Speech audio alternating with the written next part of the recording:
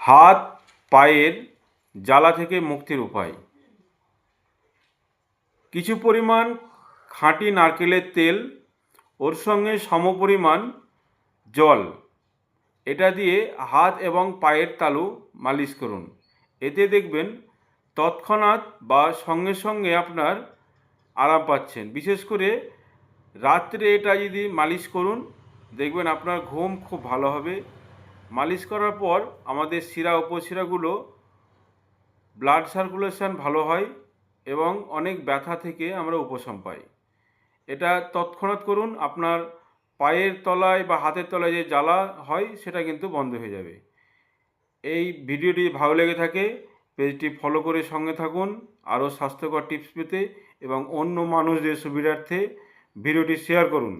এবং কে কোথা থেকে দেখছেন অবশ্যই জানাবেন। আপনাদের শারীরিক কী সমস্যা আছে আমি পরবর্তী ভিডিওতে ইনশাল্লাহ দেওয়ার চেষ্টা করব। ধন্যবাদ।